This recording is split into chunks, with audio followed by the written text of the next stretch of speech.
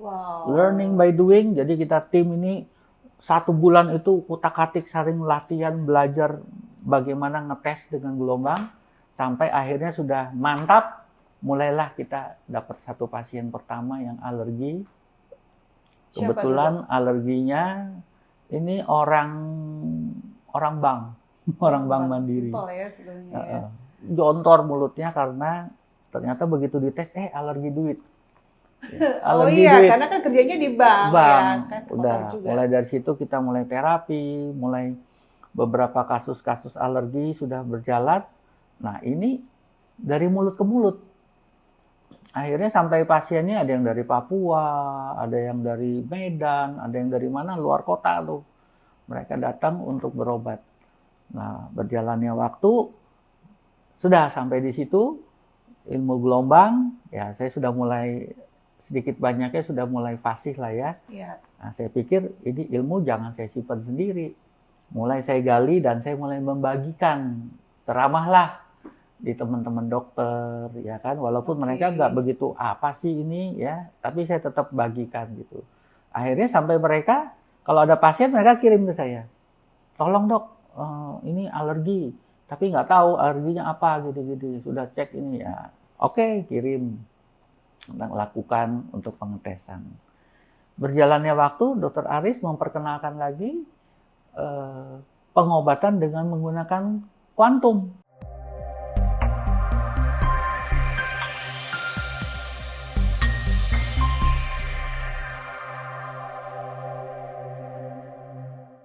Halo guys, bertemu kembali bersama aku Lani Sucilyawati. Kali ini aku bersama narasumber praktisi kesehatan atau seorang dokter. Langsung saja kita sapa. Halo dok. Halo. Gimana kabarnya? Pagi. Selalu baik. Bisa memperkenalkan diri dulu dok. Nama saya Dr. Laimena Yusak. Ya, lahir di Balikpapan.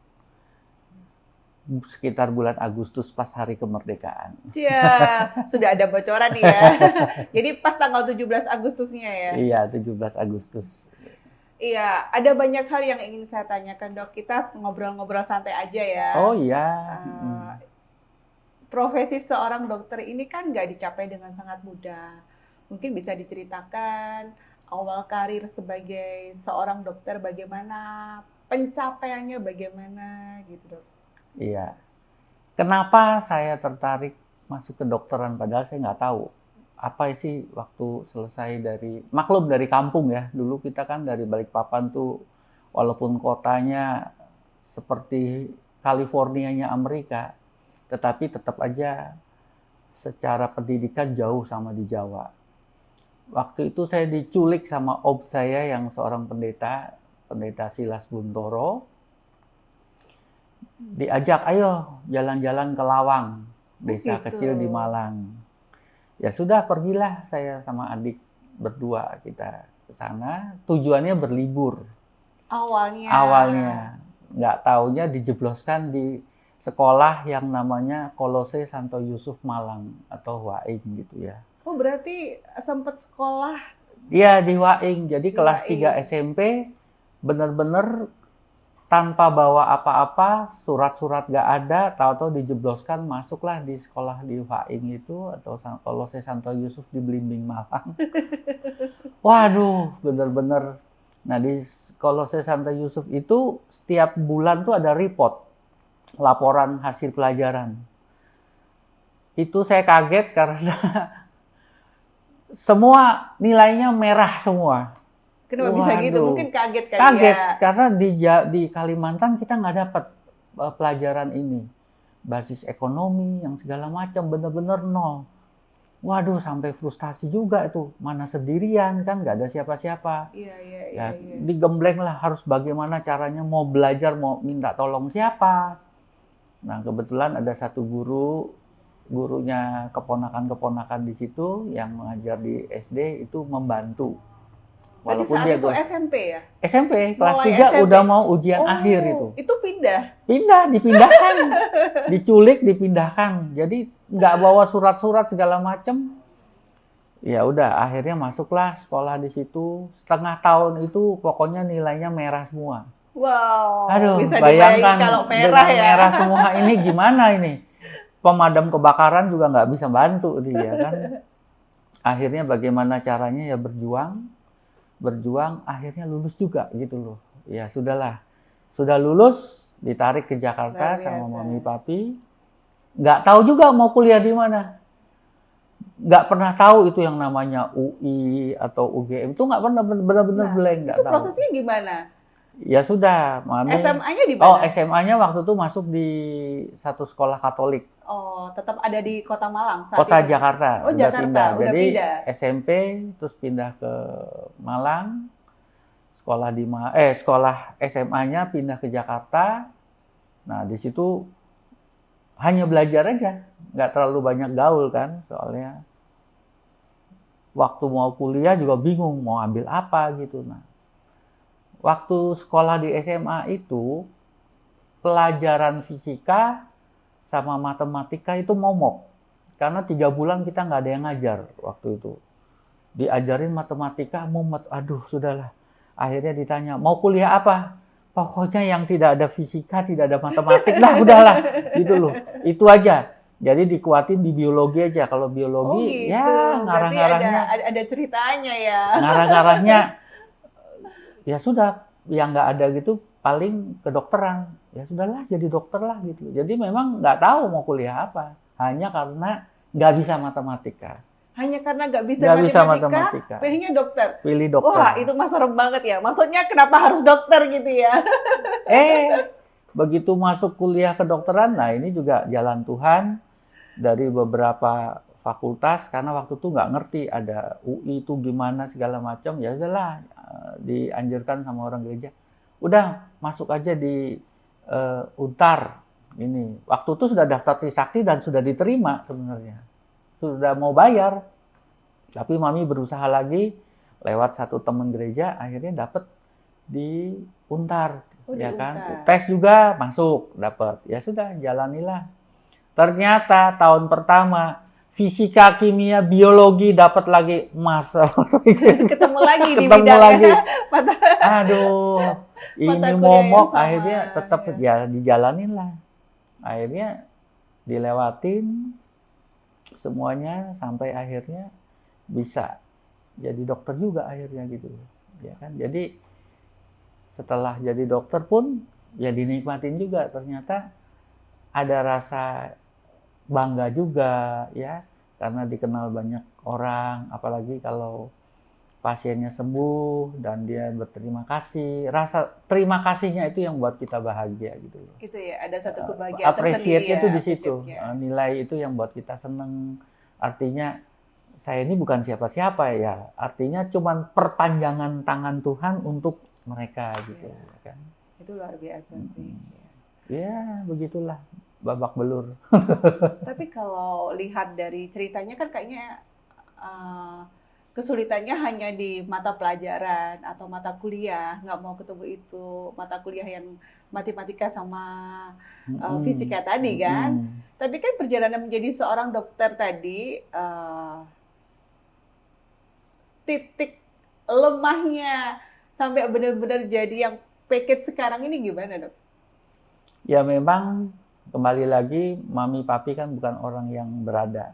Jadi papi itu berjuang bagaimana setiap kali mau bayar kuliah, ya itulah mami berdoa, kok mami bisa dapat job untuk mengurus pajak gitu ya. Senilai uang kuliah yang harus saya bayarkan. Memang yang sesuai yang dibutuhkan ya. Itu kemurahan Tuhan, kebaikan Tuhan ya. Sempat sambil tertahan, terberhenti waktu di sudah mau tingkat 5 ya. Itu nggak ada. Nah, kebetulan mami punya adik yang ada di Balikpapan, itu support saya untuk kamu tetap lanjut kuliah kan. Waktu itu lumayan besar dana yang dia berikan ya kan. Akhirnya sampai lanjut seperti sekarang ini. Makanya keluarga itu support ya. Jadi nggak cuma dari keluarga inti, papi, mami, kemudian juga dari keluarga kita yang di sekitar juga itu yang mensupport untuk akhirnya jadi seperti ini. Ya kembali lagi kenapa mami papi itu sangat ini sekali dengan keluarga. Jadi keluarga-keluarga papi ditampung semua di rumah. Jadi kita tuh banyak kenal banyak. Oh ini saudara-saudara. Nah dari situlah kita akrab ya dengan keluarga-keluarga. Dan mereka juga akhirnya ikut membantu juga gitu ya kan. Untuk sampai bisa menyelesaikan. Tapi memang peran orang tua itu yang paling ini. Karena papi mami nggak pernah mau minta kemana-mana. Mereka nggak mau pinjam sana sini ataupun enggak. Hanya berdoa sama Tuhan supaya bagaimana supaya ini. Jadi apa yang dia minta ya sesuai segitu, nggak lebih nggak kurang gitu. Jadi saya lihat ini Yang memang penting cukup ya. Sesuai pas yang pokoknya dibutuhkan. gitu. Pas. Luar Sampai biasa. hari ini mereka pun mengalami mujizat itu sampai hari ini terjadi juga gitu. Wah, luar biasa. Kisah perjalanan menjadi Wah, seorang babak dokter belur ya. ya. Coba diceritakan dok, sebenarnya dokter ini yang khusus ditangani apa gitu ya, Nah, spesifikasinya. Karena kebutuhan tuh semakin meningkat, ya kan? Zaman sekarang ini banyak penyakit yang bermunculan gitu, supaya kita lebih kenal lagi sama dokter. Ini pertanyaan yang paling saya suka. Ya. Kenapa? Ini menggelitik sekali. Jadi waktu itu belum kepikir harus spesialis karena kan duit, urusan duit. Terus banyak lagi kendala-kendala lain yang nggak mudah lah untuk kita untuk ambil spesialis waktu itu. Iya. Nah, kalau saya cuma dokter umum, papi itu ngomong, kamu punya 12 mata pisau tapi tumpul semua. Kalau spesialis itu salah satu pisaunya tajam. Nah, kamu tuh tumpul semua. Nah, saya berpikir, lah terus gimana? Saya duit nggak punya nih mau ngambil spesialis. Ya sudahlah. Berjalannya waktu, saya ketemu seorang teman, seorang dokter yang dulu dokter di Kepresidenan, Dokter Aris Wibudi. Dia itu dokter yang memperkenalkan ke saya pada ilmu bioresonansi atau gelombang. Bioresonansi Atau gelombang. Ya. Saya juga nggak ngerti ini coba. tentang apa Iya, ini iya, tuh. betul, Tetapi betul. ya bolehlah saya tertarik kamu. Dia bilang saya ini sudah sibuk katanya karena kan dia dokter kepresidenan. Kamu mau nggak jadi buka cabang? Kamu punya tempat nggak? Saya punya tempat, saya bilang. Saya ada apotek dan saya ada ruangan di atas kosong.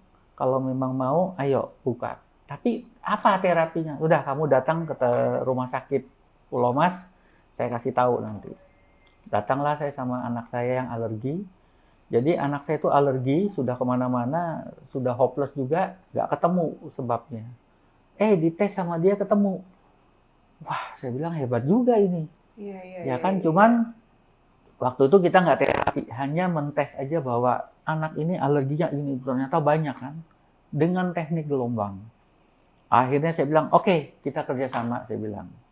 Nah, mulailah tahun 85 itu, 2005 kita kerjasama, saya jadi konsulen untuk gelombang yang saya belum tahu, tapi kita belajar dulu tuh. Berarti masih harus belajar lagi Belajar ya? lagi, kebetulan ada Dr. Schumacher yang dari Jerman datang, kita ikut kursusnya, belajar. Nah, karena ini memang nggak ada materi pelajarannya di Indonesia, ya kita tahu dari mana? Akhirnya learning by doing. Wow. Learning by doing, jadi kita tim ini 1 bulan itu kutak-katik sering latihan, belajar bagaimana ngetes dengan gelombang, sampai akhirnya sudah mantap, mulailah kita dapat 1 pasien pertama yang alergi. Kebetulan alerginya ini orang bank, orang bank mandiri. Simpel ya sebenarnya ya. Jontor mulutnya karena ternyata begitu dites, alergi duit. Alergi duit. Karena kan kerjanya di bank. Ya, kan udah, mulai dari situ kita mulai terapi, mulai beberapa kasus-kasus alergi sudah berjalan. Nah ini dari mulut ke mulut. Akhirnya sampai pasiennya ada yang dari Papua, ada yang dari Medan, ada yang dari mana, luar kota tuh. Mereka datang untuk berobat. Nah, berjalannya waktu, sudah sampai di situ, ilmu gelombang, ya saya sudah mulai, sedikit banyaknya sudah mulai fasih lah ya. Nah, saya pikir ini ilmu jangan saya simpan sendiri. mulai saya gali dan saya mulai membagikan ceramahlah di teman-teman dokter, ya kan, walaupun mereka nggak begitu apa sih ini ya, tapi saya tetap bagikan gitu. Akhirnya sampai mereka kalau ada pasien mereka kirim ke saya, tolong dok, ini alergi, tapi nggak tahu alerginya apa gitu-gitu, sudah cek ini ya, oke, kirim, lakukan untuk pengetesan. Berjalannya waktu, Dokter Aris memperkenalkan lagi pengobatan dengan menggunakan kuantum. Apa tuh dok kuantum? Nah, jadi kuantum ini lebih canggih lagi. Kalau tadi kan pakai gelombang. Gelombang kita pakai alat, pakai mesin. Pakai mesin ya. Pakai kabel yang itu jadi, untuk menyembuhkan alergi apapun. Sebenarnya semua penyakit bisa. Oh, semua penyakit bisa. Semua penyakit bisa. Tetapi Dokter Aris bilang kalau semua penyakit terlalu kompleks, kita fokus aja satu alergi aja katanya. Alergi apapun. Alergi apapun. Ya udah, kita jadi fokus. Terapinya bisa lewat gelombang tadi. Dan lebih gelombang. Jadi orang yang linu, sakit, nyeri, otot segala macam pun bisa disembuhkan. Tetapi kita fokus hanya alergi. Alergi aja. Memberhentikan rokok pun bisa. Waktu itu sempat kita lakukan juga. Ya. Oke. Nah, udah. Kembali ke kuantum. Kembali ke kuantum. Di kuantum nih apa lagi nih? Iya. Ternyata lebih canggih lagi. Itu gimana cara? Jadi pengobatannya? Pengobatannya itu kita hanya memasukkan data by name, nama Cecilia Wati, ya kan? Umur, lahir di mana, masukkan ke program, ditek. Alat itu bisa membaca karakteristik dari Lani. Oh iya. Ya. Keren dong. Lani lagi sebel sama siapa bisa ketahuan. Konflik sama siapa bisa ketahuan. Tahu. Itu bisa sembuh juga dok? Nah, yang disembuhkan adalah mengenai mental. Lebih ke arah mental ya. Wah, ini lebih canggih lagi, saya bilang lebih ini. Ya kan? Dan memang mengerjakan itu cukup lama. Butuh waktu berapa lama? Tergantung. Jadi ini kita cuma operating, klik, mesinnya yang kerja sendiri. Jadi kita nggak bisa ngatur, aduh kelamaan pindah, nggak bisa.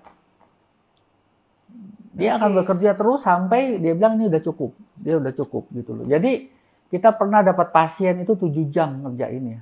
Itu pasiennya harus gimana? Dia santai aja, dia mau baca koran, yang penting nggak main handphone, karena ini nggak boleh. Posisi dimanapun dia berada. Dia biasa kita tidurin. Sampai dia tidur-tidur. Walaupun itu udah posisi yang berbeda. Maksudnya kayak dokter di sini kan pakai alat nih, ya kan? Pasiennya ada di luar kota. Di luar negeri pun bisa. Bisa. Hanya lewat program gitu aja. Itu namanya kuantum. Kuantum. Pakai SKIO namanya. SKIO. Berarti ini penyembuhannya lebih ke arah mental ya? Lebih ke arah. Kalau depresi, itu bisa? Kemarin 2 bulan lalu saya dapat satu anak usia 23 tahun itu sampai nyakiti diri sendiri. Kating-kating dia bilang. Betul. Dan dia mendengar halusinasi. Saya bilang, itu suara siapa? Suara saya sendiri. Dia mendengar tiap pagi keluar suara-suara seperti itu. Akhirnya saya bilang sama tantenya, mau nggak diterapi? Dia bilang, coba. Ya udah, cobain aja lah. Teman, karena kita sudah nggak melakukan lagi, saya kirim ke istrinya Dokter Aris. Dokter, tolong ini ada pasien saya, tolong di-treat, nanti hasil saya baca, saya bilang. Satu kali terapi, itu suara hilang. Dia sampai amazing juga. Dok, saya kaget, saya bangun sudah nggak ada lagi itu suara yang ini. Yakin, bener katanya. Saya sempat terapi 2 kali ya. Itu di luar nalar loh dok. Di luar nalar. Iya, seperti sesuatu hal yang nggak mungkin gitu ya. Iya, betul. Ini makanya saya bilang amazing, tapi memang kan nggak semua orang bisa terima. Bisa. Gitu. Iya, Jadi sampai yang namanya santet itu kedeteksi di situ. Oh ya? Makanya saya baru aware, ternyata santet itu mainnya di frekuensi gelombang. Jadi semua mau setan kek, mau apa kek, itu dalam bentuk gelombang, frekuensi gelombang. Berarti kecanggihan teknologi lewat kuantum itu tadi luar biasa. Luar biasa dan bisa sembuhin banyak orang ya. Dan apalagi benar-benar dia sendiri sampai sekarang sudah nggak kating-kating. Ya sudah halusan, suara-suara tuh hilang. Hanya baru sekali loh. Sesuai dengan konteks yang kita bicarakan ini, kan perkembangan zaman. Berarti banyak dong orang datang ke dokter hanya untuk terapi hal-hal seperti ini ya. Saya rasa kan perkembangan keadaan ya, emosional dengan perkembangan ekonomi yang semakin ke sini juga semakin sulit ya kan. Iya, kalau ini Kesehatan. nanti saya ngambil jatahnya dokter psikiatri. Ya, jadi hanya tertentu. Jadi saya ngelihat kalau pasien ini mesti ditolong, saya tolong. Itu sampai berapa kali terapi dok kalau untuk Dia baru 2 kali aja udah. 2 kali Udah bisa sembuh? Sekali aja udah hilang. Oh ya? Sekali aja terapi udah hilang. Jadi waktu itu dilakukan, saya bilang udah bersihin lagi sampai 2 kali ya. Berarti sampai hari ini pun dokter masih terima untuk pasien-pasien yang ya, alergi. Kalau artinya gini, ya? kita menterapi seseorang itu kita harus lihat dulu matching nggak, ya kan? Oh, gitu orangnya ya? terima nggak, mau terima nggak, believe nggak, trust nggak dengan pengobatan seperti ini. Kalau dia bilang saya mau coba, baru saya lakukan. Kalau enggak, ya percuma, nggak akan ada hasilnya. Karena terapi gelombang tuh beda dengan minum obat. Kita minum obat, nggak mau, nolak. Kita minum paracetamol, sakit kepala hilang, demam hilang, linu hilang. Udah pasti. Tapi gelombang nggak begitu. Berarti di waktu kayak terapi gelombang ataupun yang tuh tanpa nggak pakai obat sama sekali tanpa minum. Kayaknya kan lebih bagus gitu ya dok ya? Iya. Jadi, tapi kan nggak semua orang accept bisa menerima pengobatan seperti ini. Iya, betul. Dengan pengalaman saya yang sudah ke 19 tahun. Berarti ini sudah 19 tahun? 19 tahun main di gelombang. Lencana emas nih ya. 19 tahun, akhirnya makin lama makin, semua pengobatan ternyata bermain di frekuensi. Ya, semua main di frekuensi. Makanya waktu COVID kemarin, kenapa ada yang kena COVID, ada yang enggak? Nah, terakhir saya ketemu, ternyata COVID itu, saya baca buku, salah satu buku, saya lupa siapa tuh. COVID itu di frekuensinya sekitar 27 Hz. Jadi kalau tubuh kita di bawah itu, kita kena. Kalau enggak ya, dia dalam kondisi aman. Makanya ada tempat-tempat, makanya kayak rumah sakit, itu frekuensinya rendah. Makanya dokter yang perawat, yang bekerja di rumah sakit itu bekerja dengan frekuensi rendah. Jadi mereka seharusnya tidak boleh 24 jam terus-terusan bekerja di dalam. Harus ada releasing. Okay. Nah, saya waktu COVID itu saya lari, pergi sama teman, pergi ke Sentul, ke air terjun, pergi ke laut. Ini melepaskan energi ion positif itu. Pergi keliling kemana aja. Pokoknya saya harus ada healingnya begitu. Pergi ke laut. Jadi kalau pergi liburan ke Bali, kita pilih Nusa Dua yang memang pantainya bersih, nggak terlalu rame, cuman berenang di laut aja. Nggak pergi keluar-keluar. Hanya jadi, untuk buang ini tadi ya. Nikmatin hotelnya, berenang di laut, udah gitu berenang lagi di kolam, berenang di laut, berenang di kolam, udah. Itu aja ya. Jadi nggak pergi orang ke Bali keliling kemana, nggak. Kita cuman menikmati hotel, nikmati laut. Untuk healing. Untuk healing. Tapi kalau saya lihat, kalau Dokter Yusak healingnya bukan traveling aja ya. Kayaknya seni juga senang ya. Kayaknya contoh di belakang saya ini ada piano. Itu udah turunan dari engkong ya, pemain biola apa. Oh gitu ya, luar biasa. Jadi kita semua otodidak ya, tanpa ini ya main feeling aja. Makanya ngawur mainnya. Tetapi ya jadi gitu.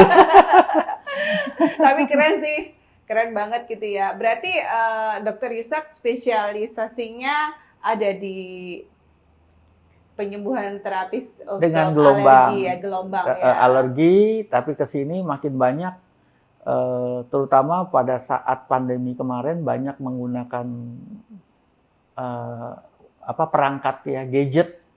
Nah itu banyak kasus-kasus bukan cuma alergi, penyakit-penyakit lain yang juga muncul ya. Ya karena gadget itu tadi. Jadi pengaruh gelombang frekuensi itu memang luar biasa. Emang jahat banget ya dok? Banget. Gitu ya. Ya jadi akhirnya saya makin mendalami nih.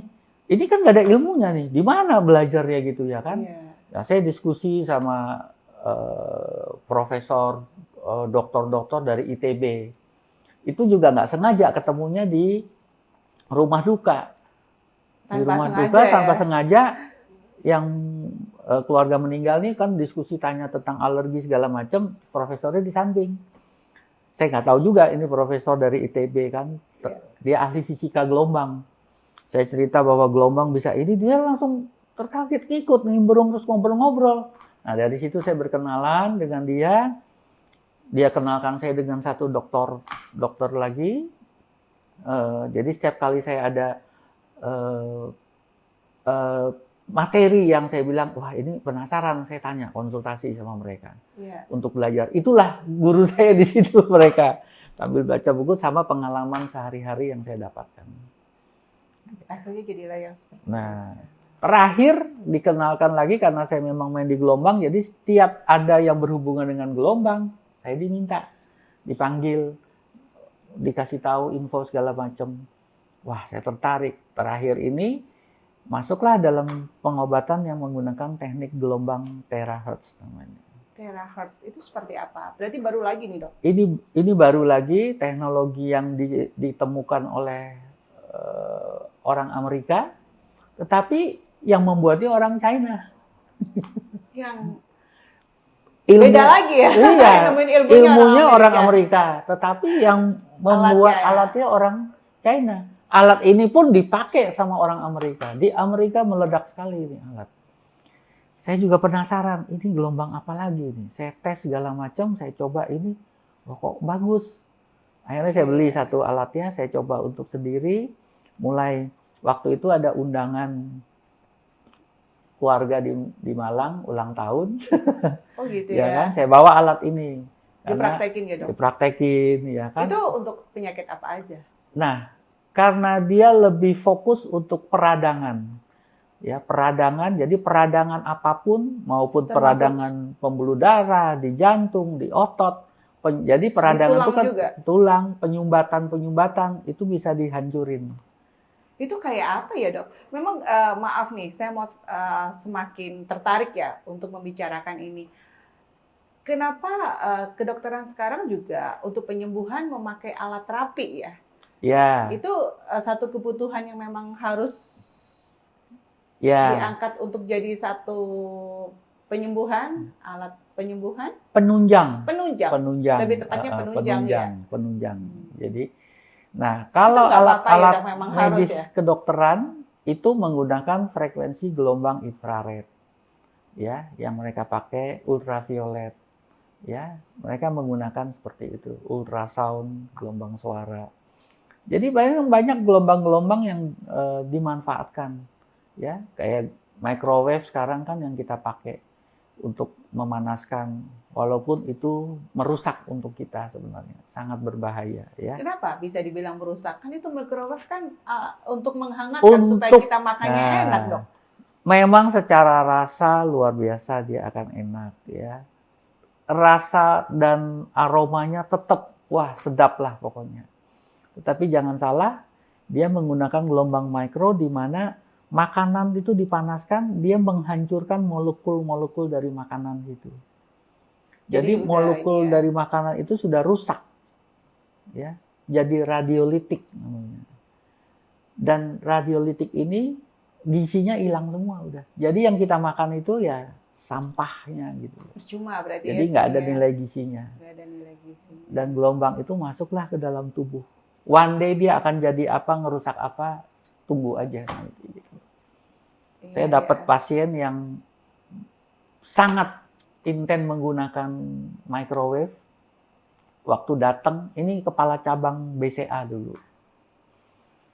Mimisan sampai 2 jam karena nunggu saya ngerjain pasien, sampai pasien lain bilang, udah Dok, duluan aja deh, ngeri, sudah habis tisu 2 box, mimisan nggak berhenti-berhenti. Saya bilang, ini nggak ada masalah, nggak ada penyakit-penyakit yang ini. Nah, saya bilang, di rumah pakai microwave nggak? Saya bilang. Suaminya kan ikut. Bah, kata suaminya. Dok, kopi dingin dikit, panasin microwave. Sop dingin dikit, panasin pakai microwave. Ini nih katanya. Ya udah, mulai sekarang stop, saya bilang. Terus saya cerita tentang wifi segala macam. Pulang dari saya berobat, suaminya langsung cabut itu microwave, rusak pokoknya udah. Sudah nggak dipakai lagi. Wifi pun dicopot sama dia. Ini kira-kira udah 5 tahun nggak pernah datang lagi berobat. Oh ya, luar biasa. Sudah ya. 5 tahun. Ya berarti dia. Saya bilang sempat ketemu kan sekali berobat. Udah lama nih nggak ketemu. Iya Dok, sejak itu saya sudah nggak ini. Wifi pun saya cabut. Loh, kok dicabut? Soalnya ada cucu katanya. Saya nggak mau cucu saya jadi korban katanya. Iya. sehat sampai sekarang. Jadi gelombang itu bisa kita manfaatkan, ada yang baik, tetapi ada juga yang merusak. Ya kan? Jadi kita harus tahu, makanya harus bijak. Kapan harus menggunakan, bagaimana menggunakannya, ya kan? Harus bisa ya, harus bisa. Banyak. Iya. Kejadian-kejadian penggunaan gadget itu luar biasa tuh sejak pandemi. Anak-anak yang nggak bisa tidur sampai dapat waham-waham, ya. Ada Betul. yang sampai matanya copot, Iya, retinanya. betul, betul. Saya sudah wanti-wanti itu, ya, kejadian juga. Ya sudah, mau gimana lagi, ya kan? Jadi makanya saya edukasi, saya senang edukasi. Saya bikin materi berdasarkan pengalaman, ya. Jadi materi saya itu materi pengalaman, bukan dari buku mana gitu, karena nggak ada materinya. Iya, betul, betul. Nah, saya ceritakanlah ke teman-teman dokter. Jadi diundang kemana-kemana untuk ceramah keliling. Nah, sekarang saya banyak roadshow untuk menceritakan mengenai pengobatan, pembantu pemulihan dengan menggunakan frekuensi gelombang terahertz ini. Ya, jadi ilmu gelombang ini benar-benar maju sekali udah sampai sekarang ya.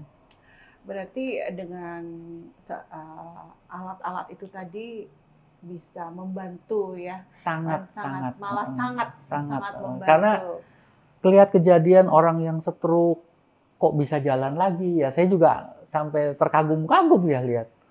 Ada yang kasus-kasus mata yang buta, nggak bisa karena retinitis pigmentosa katanya di terapi. Ini kebetulan kemarin saya ketemu yang terapi ini.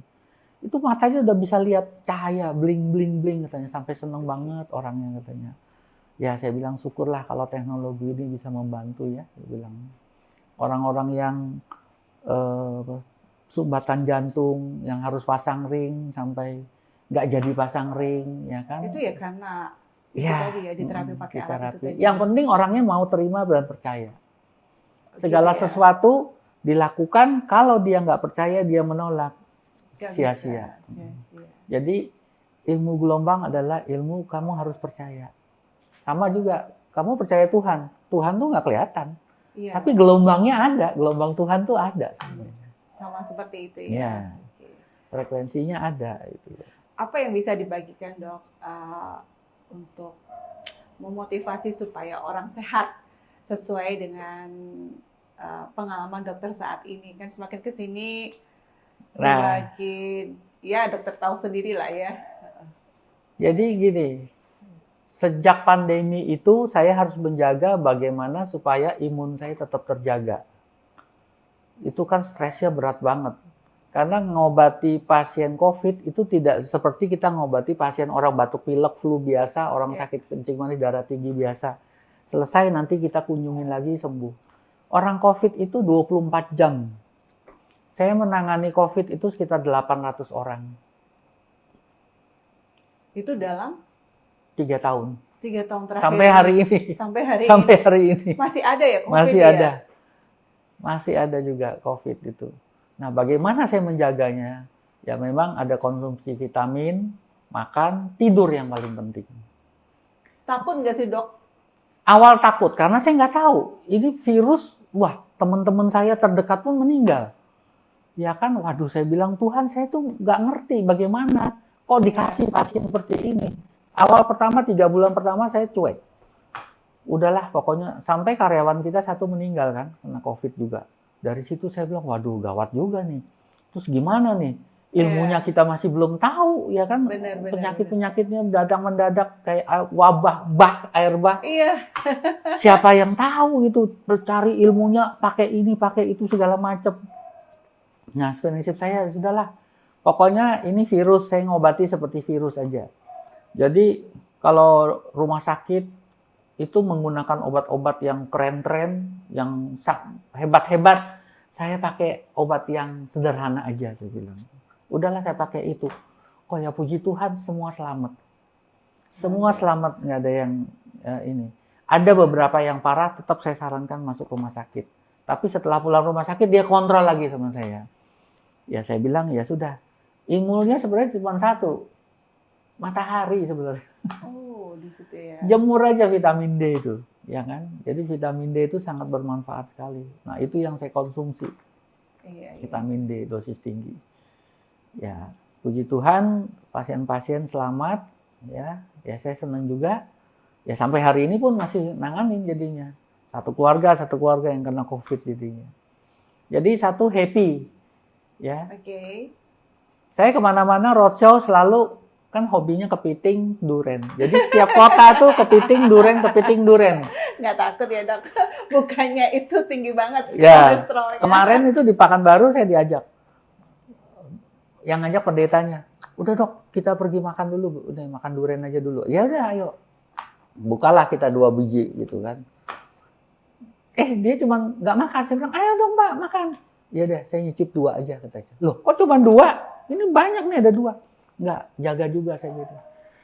Bapak takut ya gitu. Iya, nanti kolesterol tinggi. Terus saya bilang, Pak Pendeta tahu nggak kolesterol saya berapa? Saya bilang, berapa dok? Kolesterol saya ya 3,5. Dia bilang, 3,5 nggak pernah turun dari. Hah, segitu? Dokter masih makan durian? Masih. Terus triglyceride saya 400 saya bilang. Terus? Kaget dia, diem dia ngeliatin gitu. Ya.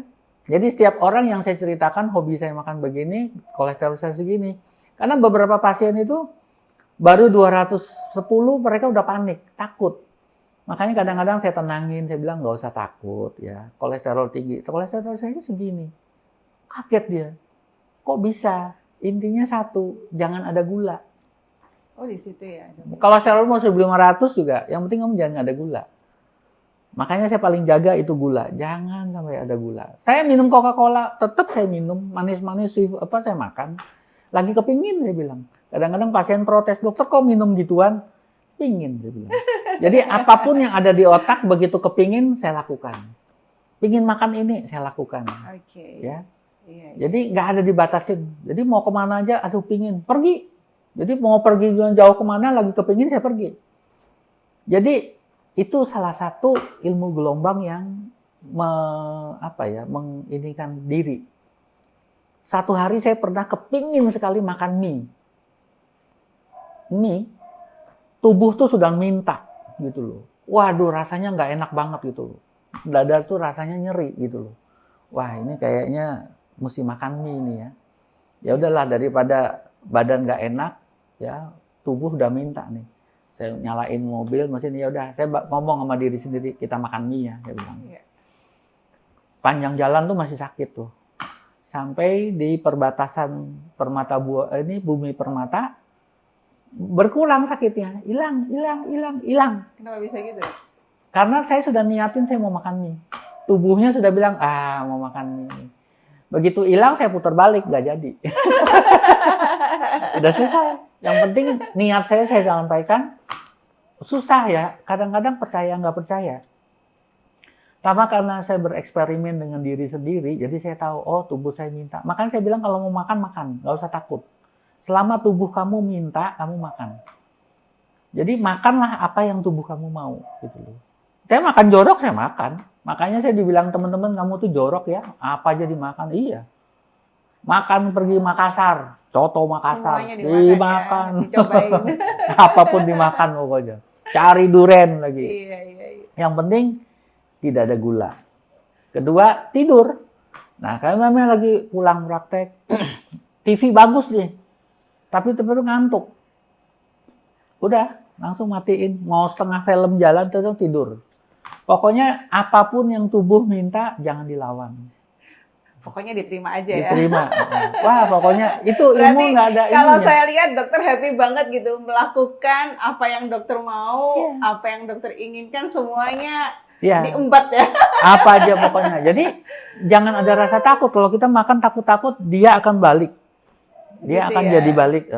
Sesuatu yang bagus jadi racun. Sesuatu yang bagus akan jadi tidak baik. Begitu kita reject. Oke dok, terima kasih. Banyak ilmu yang saya dapat nih yang ngobrol kali ini. Ada satu lagi nih pertanyaan. Sebenarnya sebagai seorang profesi dokter, boleh nggak sih melakukan bidang usaha yang lain? Contoh kayak bisnis gitu. Loh, bisnis boleh, tidak dilarang. Kayak ya entrepreneur. kan? Boleh, boleh apapun boleh. Yang tidak boleh mengiklankan diri ya, Contoh seperti mengiklankan. apa? Wah, saya dokter hebat, saya dokter ahli gelombang, Oh, saya gitu bisa ya. ini. Itu nggak boleh. Malah keahlian sendiri nggak boleh Iya, diiklankan. dan saya tidak suka seperti itu. Makanya Loh. saya kalau pergi kemanapun, saya tidak pernah mengaku diri saya dokter. Iya sih, memang nggak nampak lo profil banget. Orang nggak percaya kalau saya dokter. Kadang-kadang saya pakai sendal jepit, pakai kaos. Saya praktek aja saya pakai kaos. Kadang-kadang orang nanya, Bu, ada dokternya? Padahal saya lagi di situ. Saya diem aja. Itu katanya dokter. Oh, dokter ya? Ya kan, kalau orang kan senang dengan Iya, baju iya, kebesaran. Saya risih pakai kayak gitu. Saya seneng ngoboy aja. Jadi kalau pergi kemana-mana, saya nggak pernah mau ngaku. Karena pernah kejadian. Dulu saya pernah kerja di Yunokal, di Gunung Salak. Calon istri tugasnya di Magelang. Jadi saya dari Gunung Salak, saya ke Jogja. Nah, waktu itu zaman dulu kita kereta tuh bisa 6 orang. Yang Ini tempat ya? tidur ya. Oh, Tempat ada tidur, ya? tempat tidur ada bisa 6 orang gitu kan. Jadi mau tidur kita bareng-bareng semua, Mbak. Yaudah, dilipat jadi tempat tidur. Kan biasanya barengan sama orang-orang yang kerja oil, kerja-kerja yang setiap Jumat pulang kan, ngobrol-ngobrol. Ya waktu itu masih, ya udah saya bilang saya juga kerja di perusahaan minyak tapi sebagai medisnya gitu dokter.